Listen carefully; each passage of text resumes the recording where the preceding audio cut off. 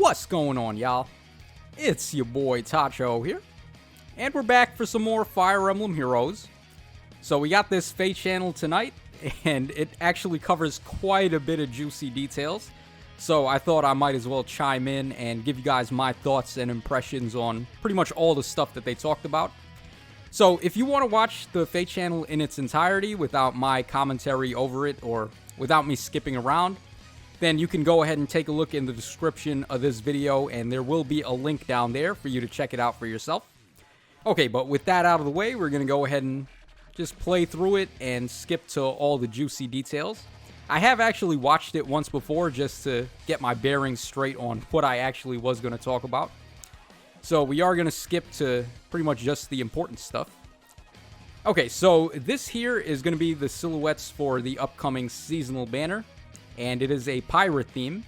So this banner is going to be dropping on the 7th, which is pretty much just next week. And we've got all these really cool pirate units. So Pirate Tabarn, that's really awesome.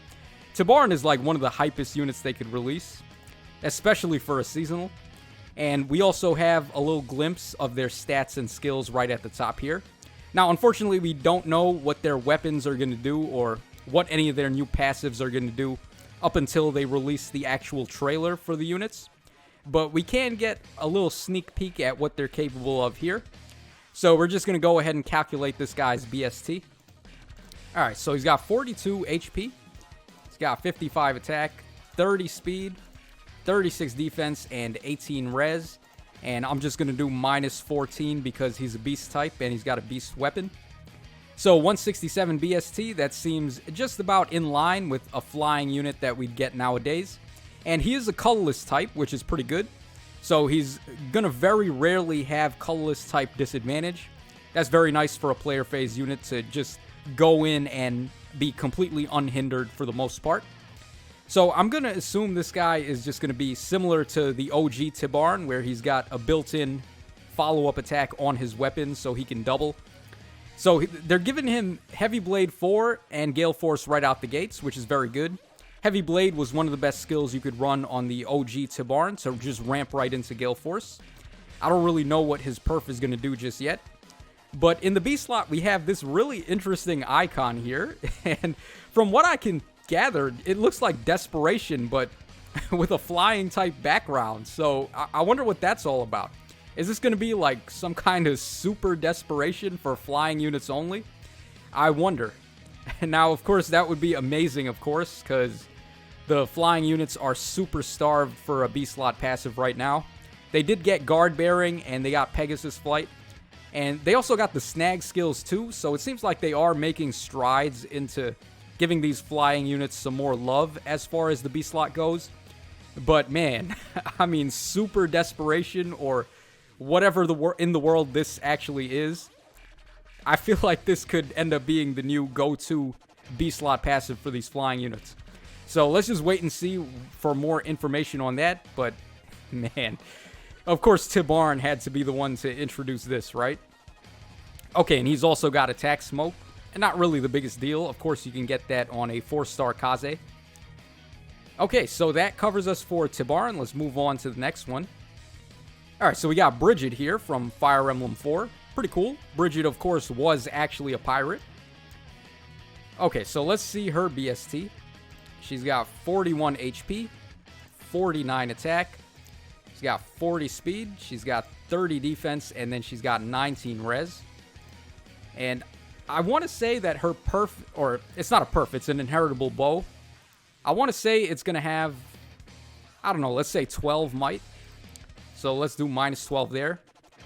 And that gives her a 167 BST, which seems about right. She is an infantry red bow unit. And if we take a look at Midori, she also has 167 for her BST.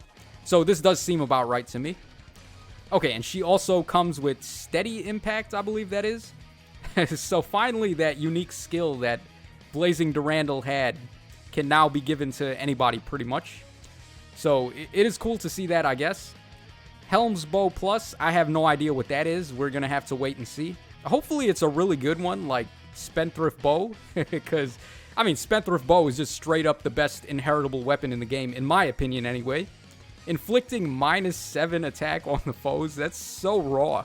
And then it gives you 7 attack as well. So it's like better death blow and then better, like, I don't even know what to say for the -7 attack. But man, is Spendthrift Bow really stacked. So hopefully Helm's Bow ends up being a really good one too.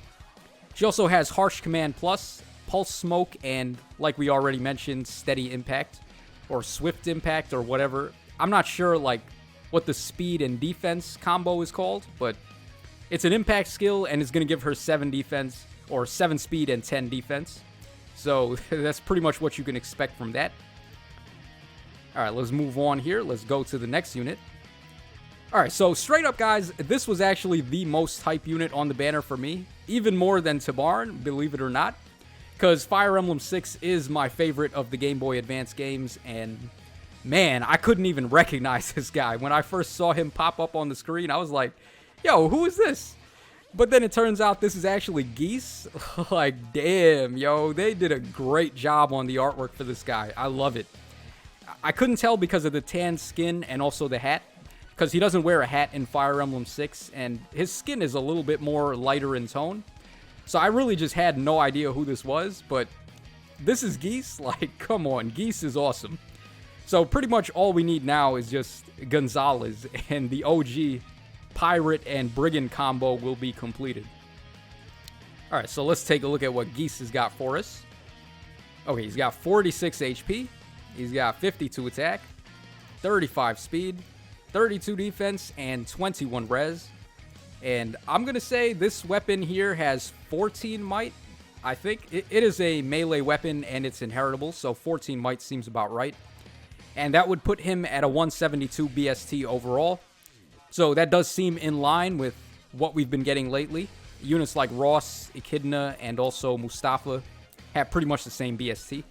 So I think it's fair to say this is what his BST will be. Also, he comes with Infantry Pulse, which is pretty rad. And just based on this guy's base kit and compared to all the base kits on the other units we've seen, I think this guy could be the 4-star summon on this banner. And of course, that's going to be really good because he comes with Infantry Pulse, which is, I mean, still to this day, one of the best fodder skills you can go for. Infantry Pulse setups are one of the more popular things you can run for Aether Raid's defense. So definitely some good stuff from Geese here. He could also end up being a pretty good merge project prospect, depending on what his boons and banes actually are. So definitely don't sleep on Geese. I feel like this guy could be a very nice option.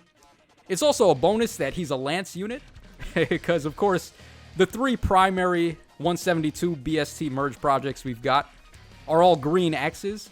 So having a Lance that could be a really nice merge project is very good.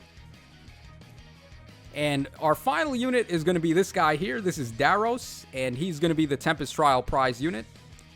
I mean, homeboy just straight up looks like my high school janitor, except a little bit more ripped on the biceps and belly there. So I guess shout outs to Daros for being ripped janitor, man. I don't know. He's got that broom with him. So Dex Swabber Plus, pretty cool. He is an infantry axe unit, and he's got a, what is this, Earth Boost 3, and then, is this odd or even defense res, or, yeah, defense wave, odd or even, I don't know. But whatever, I mean, the wave skills are kind of fodder. And he's got shove, and his stat line, it looks like he's at +6 defense, so let's just make sure I calculate for that. So our boy's got 46 HP, 50 attack, got 32 speed, 43 defense, which I'm going to do -6 in a second, and 21 res. So we do -6 for the wave skill, and then we do -14 for Dex Swabber. So he's also sitting on a 172 BST. Not too shabby, but he's not going to have any boons and banes because he is a Tempest Trial prize, so keep that in mind. Also, he's another axe option. You're probably better off just building Ross, Echidna, or Mustafa instead of this guy. So there is that to consider. Hopefully, though, Dex Swabber ends up being a really good weapon like Huge Fan was. And the harmonized hero for the banner, we have a combo of Xander and Veronica here. Shoutouts to Glitter Valkyrie, of course. She is a giant Xander stand. So pretty good stuff. Okay, so as a harmonized hero, their BST really doesn't matter because you're going to want to run them in resonant battles. But let's just take a look at their BST anyway. So 38 HP, 55 attack, 19 speed, 36 defense, and 29 res for a grand total of 177, and then we do minus 16 because they have a perf axe. So 161, that seems about right. I believe the Brave Eliwood has either 161 or 162. So that does seem in line with what a cavalry unit should have for this day and age. It is good that they are a cavalry unit, because of course they are going to be used in resonant battles mainly for the score bonus they can provide. And horses are just really good because they can move pretty far in that mode.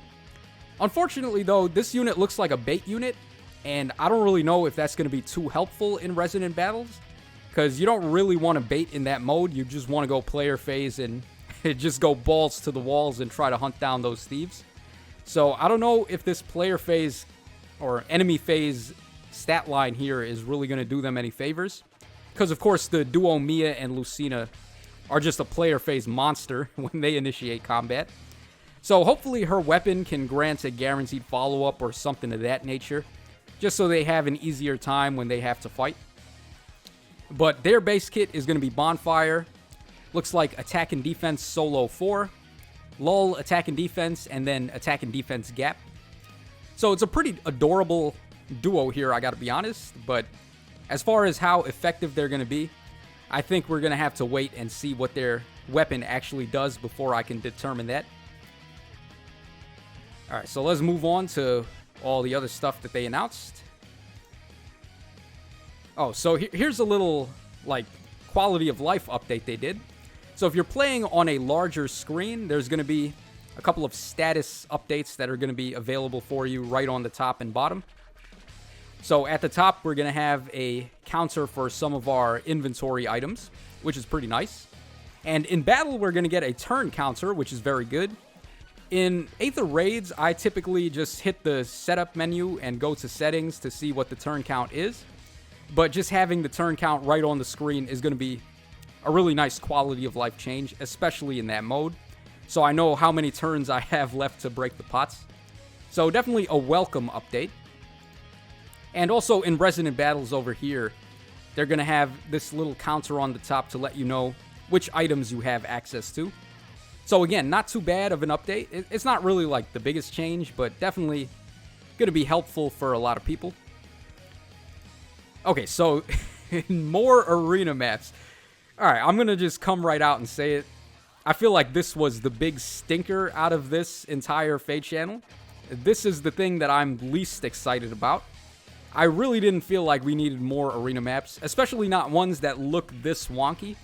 Like, come on, man, look at this. Look at these two right here. These giant rivers right in the middle.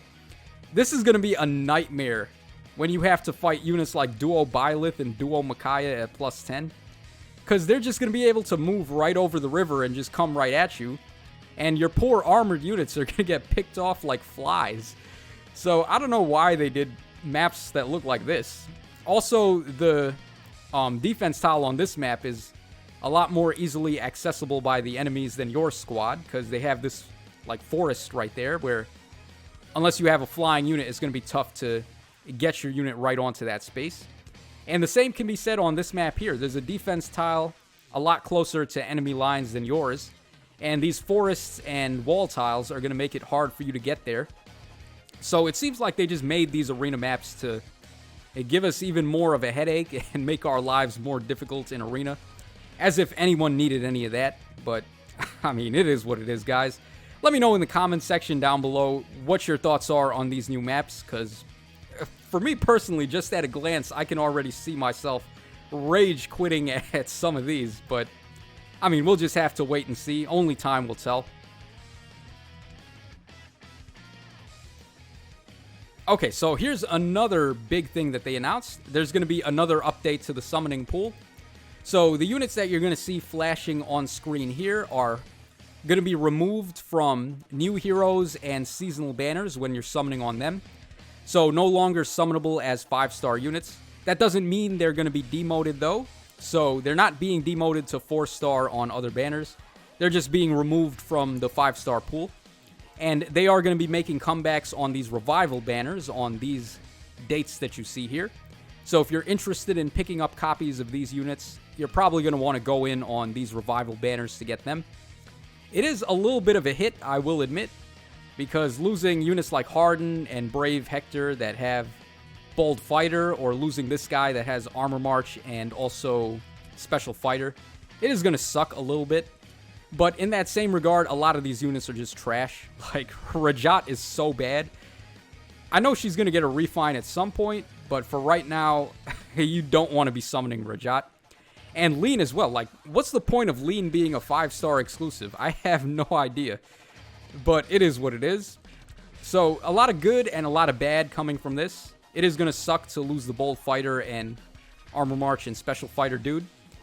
But overall, though, it is much needed, I guess, because it's going to just desaturate the 5-star pool and give you a better chance to pull something nice.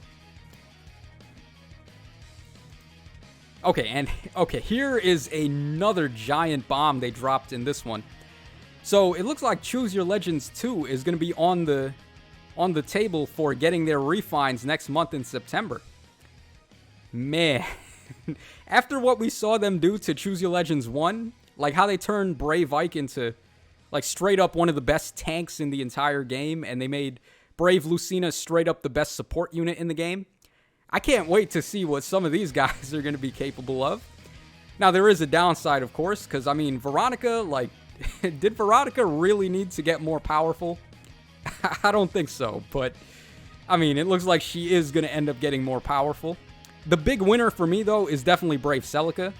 Her weapon was dead right on arrival. No one really ran Royal Sword. They would just ditch it and go for Fire Sweep Sword or Armor Smasher instead.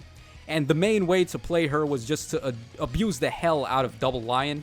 Because still, to this day, I mean, Double Lion is one of the best B-slot passives you can have. So hopefully her refine ends up being super awesome and turns her into an amazing sword unit. She's definitely got a lot of potential. I feel like, depending on how good her refine is, she could actually end up being like the best player phase sword unit just based on how good Double Lion is. So they really don't have to do too much to her, but I mean, anything is going to be welcome, of course. And these two armored units down here, they definitely could use some love. Armored units have been like the butt of a joke in this game for quite some time now. All the love has been going towards infantry and flying units lately. So armored units getting a refine, definitely much needed, especially these two, of course. So that is very good. Okay, and we're also getting this FEH Summer Celebration, which is pretty cool. So we're going to be getting a whole bunch of rewards. Like, all of these things that you see on screen here are going to be part of the celebration. It's basically just going to be like a campaign where they're giving out a ton of free stuff for everybody. So we're going to have this login bonus number 1. And they are going to be giving out 20 orbs to everybody for this if you log in every day. So definitely make sure you get on that. 20 orbs is very good for summons. And for login bonus 2, we're getting 60 of every flower and 60 grails. Once again, just free rewards for everyone. That's really good. Okay, we're also getting Summer Celebration reward maps, which is good. I mean, these maps are so easy. And you can play them on 2 difficulties to get 2 orbs a pop. So again, just more free orbs for everyone. That's always a nice thing to do. Alright, so yeah, 20 orbs in total for all that. On top of the 20 orbs from the login bonus, that's very nice. And we're also getting these Bound Hero Battle Revival maps, which are going to be coming with some Bound Hero Battle quests that you can complete to get some more rewards. Again, it's like, I mean, compared to how bad the Golden Week celebration was this year, I feel like this is, like, they're getting it back on the rebound with all the good stuff they're doing in this summer celebration, so definitely shout-outs to Insys for holding it down this time around. And celebration quests, we are going to be able to get 10 orbs, 100 grails, 120 divine codes, and 10 sacred coins. I'm assuming these are going to be the quests for the Bound Hero Battle Revival maps. So definitely some solid stuff. And we are going to be getting a Hero Fest banner making a comeback. It's been a hot minute since the last time we had a Hero Fest banner, guys. And low-key, I was kind of expecting it, because when they said they were going to drop Sothis in August for apparently no reason, I kind of figured like a Hero Fest would be the most ideal situation for that, because that was how they introduced air into the game on a Hero Fest banner. So I feel like it's within reason for Sothis to be on a Hero Fest banner. There's also going to be these daily summoning events. So pretty much all of these banners are going to be running on the daily, and you will get a free summon on each. So what is this? 13 banners and 13 free summons. That's really good, man. And some of these focus units are really good too. So you have a good chance to pick up a really awesome 5-star unit for free here. Anytime they do these, like, these are probably my favorite of the things that they do during these campaigns, where they give out the daily banners and the free summon, because it's just free summons and you got a chance to pull some super hot fire here. Like this one especially. Imagine free pulling Tabarn or Kanagus.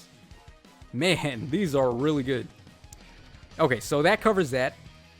And the Hero Fest banner we're going to be getting, I'm just going to skip straight to the banner icon so we can see the units.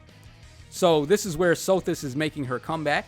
We're also getting Duo Ephraim on here, along with Nagi and Bernadetta. So my thoughts on this Hero Fest banner: Sothis and Ephraim are, of course, very good summons. Bernadetta is very good too, because she has attack and speed push 4 for fodder, and also lulls speed and defense, if I'm not mistaken. So Bernie is a very good summon, but I feel like Nagi kind of like brings down the overall quality a little bit.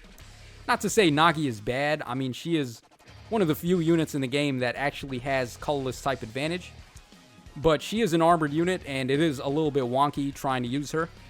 She could be very good in arena mode, though, if you have her at plus 10. She's going to be very good against Legendary Alm in particular. So there is that to consider. Also, for me personally, I pulled a ton of copies of her on the Edelgard banner. So this could be a chance for me to try and go in and get a plus 10 on her if I sniped green. I don't know yet. I'll have to think about it. They are very good if you want to snipe and try to pick up copies of the units. Duo Ephraim especially, this is very nice to have a duo unit with the 8% rates. So yeah, like, very good stuff here. Definitely a long time coming for the next Hero Fest banner.